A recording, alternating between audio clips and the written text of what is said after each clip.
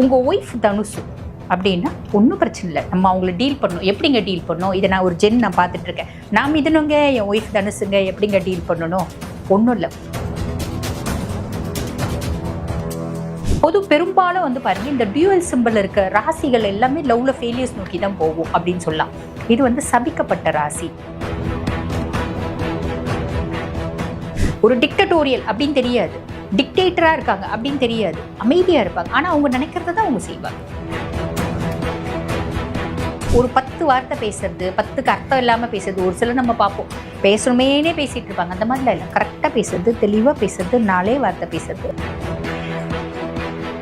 இப்போ எங்கள் வீட்டில் வந்து பாருங்கள், தனுசு ராசி குழந்தை இருக்குது. அந்த குழந்தைய எப்படி டீல் பண்ணணும் அப்படின்னு ஒன்று கூப்பிட்டு, அம்மா இந்த பொறுப்பு உங்ககிட்ட ஒப்படைச்சிடுறேன், நீ தான் இதை கரெக்டாக செஞ்சு முடிக்கணும் அப்படின்னு சொன்னீங்களான்னு கரெக்டாக செஞ்சு முடிச்சிடும்.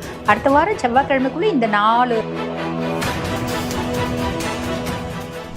வணக்கம், நான் டாக்டர் தீபா லாலன். இன்னைக்கு நம்ம என்ன டாபிக் பற்றி டிஸ்கஸ் பண்ண போகிறோம் அப்படின்னா, தனுசு ராசி அன்பர்கள், தனுசு ராசி லேடிஸ், உங்களோட கேரக்டர் எப்படி, அதாவது உங்களோட இன்ட்ரெஸ்டிங்கான கேரக்டர்ஸ் எப்படி. நம்மளோட கேரக்டர் என்ன நம்மளுக்கு தெரியும் இல்லைங்களா? நம்மளோட இன்ட்ரெஸ்டிங்கான கேரக்டர்ஸ் என்ன, நம்மளோட வாழ்நாளில் நம்மளோட ஸ்கூல் டேஸ் எப்படி போச்சு, காலேஜ் டேஸ் எப்படி போச்சு, நம்ம சந்தித்த போராட்டங்கள் என்ன, நம்மளோட வந்து பார்த்திங்கன்னா போராட்டங்களுக்கு என்ன தீர்வு. இப்போ நான் பார்க்குறேங்க, எங்கள் வீட்டில் தனுசு ராசி குழந்தைங்க இருக்குது. அந்த குழந்தைங்களை எப்படி டேக்கிள் பண்ணும்? நான் என்னோட ஒய்ஃப் தனுசு ராசி, என்னோட ஒய்ஃப் தனுசு ராசி அப்படின்போது என்னோட தனுசு ராசி ஒய்ஃபை நான் எப்படி டேக்கிள் பண்ண நான் சந்தோஷமாக வாழ முடியும்?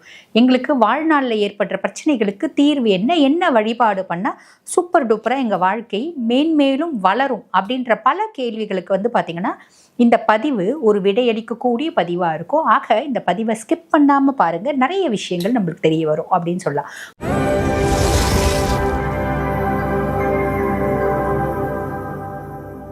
பொதுவாக தனுசு ராசியை பற்றி சொல்லணும் அப்படின்னா, காலபுருஷனுக்கு 9வது ராசி பாக்கியஸ்தானம். இயற்கையாகவே this peoples are so lucky அப்படின்னு சொல்லலாம். குருவினோட ராசி, உபய ராசி அப்படின்வாங்க. பொதுவாக இந்த தனுசு ராசியில் பிறந்த லேடிஸ்லாம் எப்படி இருப்பாங்க அப்படின்னா, பிரின்சிபிள்ஸ். அவங்களுக்கு they will be having certain type of principles. எனக்குன்னு ஒரு கொள்கைகள் இருக்குது, ஒழுக்கம், எனக்குன்னு ஒரு ஒழுக்கம் இருக்குது, எனக்குன்னு ஒரு சுய கட்டுப்பாடு இருக்குது, நான் சிஸ்டமேட்டிக்காக இருக்கணும். எனக்கு எங்கள் ஃபேமிலியில் இப்படி தான் சொல்லி கொடுத்தாங்க, என்னோட மூதாதையர்கள் இப்படி தான் வாழ்ந்தாங்க, எனக்கு வந்து இப்படி தான் என்னோட வழியே எங்கள் ஃபேமிலியில் நடந்துட்டுருக்கு, நான் அதெல்லாம் அப்படியே ஃபாலோ பண்ணணும் அப்படின்ற ஒரு மைண்ட் செட் இருக்கும். ஏன்னா குருனோட ஒரு ராசி அப்படின்னாலே, குரு முழு சுபர், பொன்னர், இயற்கை சுபர் அப்படின்னு சொல்லுவாங்க, தேவகுரு. அப்போ ஜென்ரலாகவே வந்து பார்த்திங்கன்னா தனுசுக்கு ப்ரிடாமினண்ட்டாக நிறைய நல்ல குணங்கள், நிறைய principles, they will follow all those principles. அதுதான் எங்கள் விஷயம். நான் பெரிய வந்து சூப்பர் டூப்பரான ஒரு ஒழுக்கமான ஒரு பாரம்பரியமான குடும்பத்தில் பிறந்து இருந்தாலும் என்னோட குடும்ப பாரம்பரியத்தை நான் மெயின்டைன் பண்ணுறது அப்படின்றது இருக்குது பார்த்தீங்களா, அது எல்லாரும் மெயின்டைன் பண்ண மாட்டாங்க. ஆனால் தனுசு ராசி அன்பர்கள் மெயின்டைன் பண்ணுவாங்க.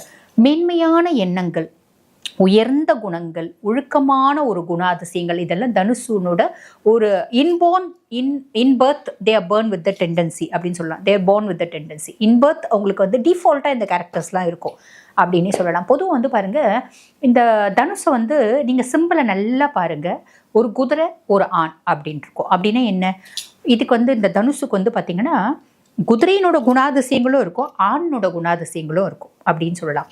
ஸோ ஒரு என்ன சொல்கிறது, மிருகத்தினோட ஒரு குணமும் இருக்கும், ஆண்மைக்கான ஒரு குணமும் இருக்கும் அப்படின்லாம். ஆண் ராசி அந்த குணமும் இருக்கும் அப்படின்னு சொல்ல.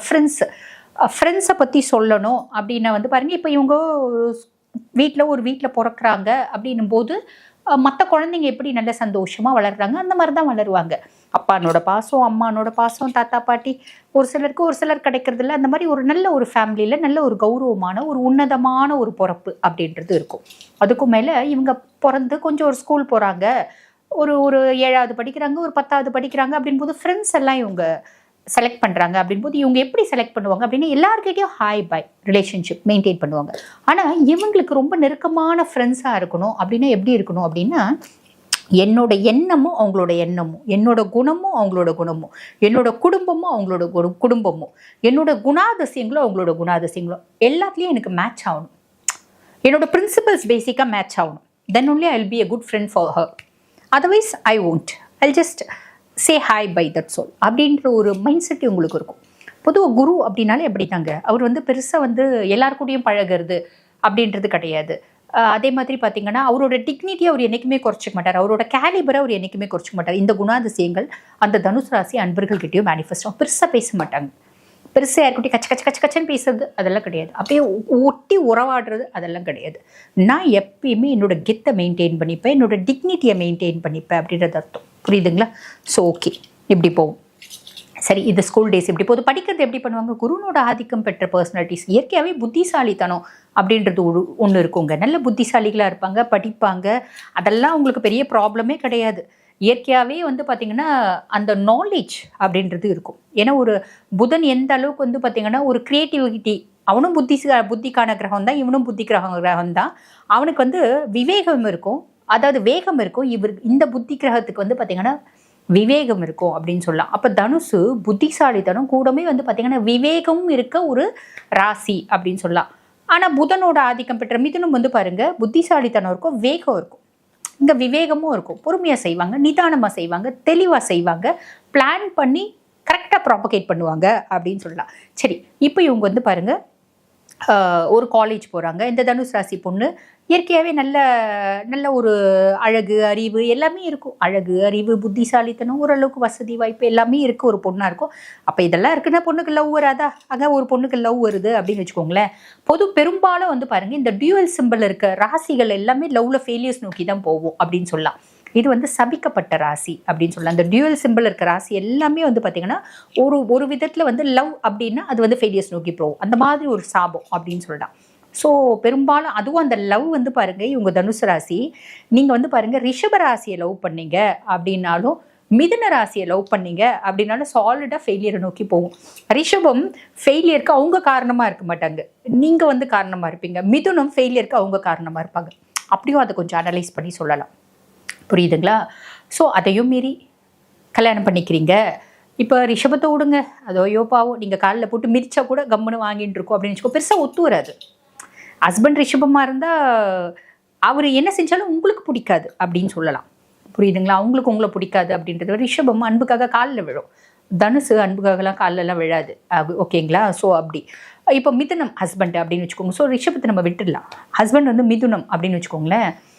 உங்களுக்கு வந்து அவரை லவ் பண்ணிக்கினீங்க, கல்யாணம் பண்ணிட்டீங்க அப்படின்னாலும் ஏண்டாப்பா கல்யாணம் பண்ணிக்கணும் அப்படின்ற மாதிரி தான் இருக்கும்.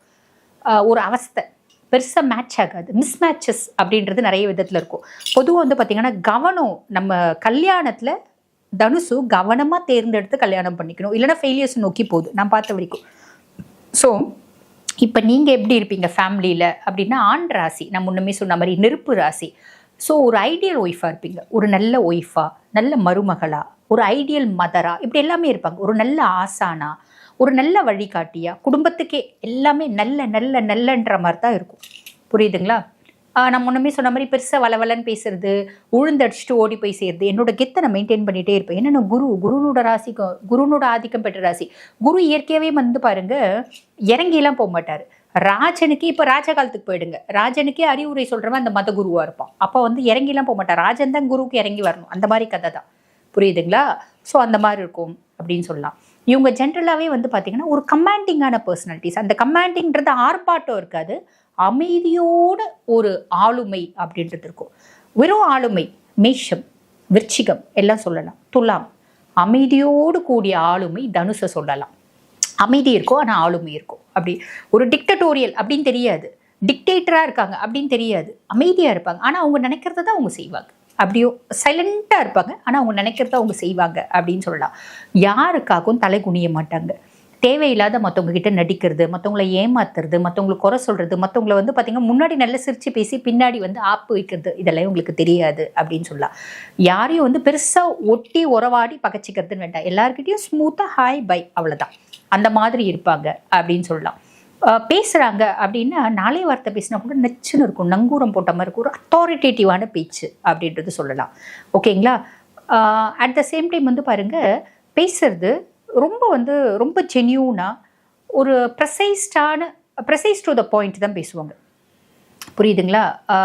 ஒரு 10 வார்த்தை பேசுறது, 10க்கு அர்த்தம் இல்லாமல் பேசுறது, ஒரு சிலர் நம்ம பார்ப்போம் பேசணுமேனே பேசிகிட்டு இருப்பாங்க, அந்த மாதிரிலாம் இல்லை. கரெக்டாக பேசுறது, தெளிவாக பேசுறது, நாளே வார்த்தை பேசுறது, இப்படி தான் ரொம்ப ஷார்ப்பாக பேசுவாங்க. ஒரு அம்புலேருந்து ஒரு வில்லிருந்து அம்பு எப்படி போய் நேராக குறிப்பாத்து அடிக்கும், அந்த மாதிரி குறிப்பாத்து இருக்கும் பேச்சு, தெளிவாக இருக்கும் அப்படின்னு சொல்லலாம். ஓகே, அப்படிப்பட்ட தனுசு ராசி அன்பர்கள் மேரேஜ் லைஃபு நான் அதான் ஆல்ரெடி சொன்ன மாதிரி மிதுனமாக இருக்குது. மிதுனம்னே இல்லைங்க, புதன் ஆதிக்கம் பெற்ற பர்சனாலிட்டிஸ் உங்களுக்கு பெருசாக ஒத்து வர மாட்டாங்க அப்படின்னு சொல்லலாம். ஓகேங்களா?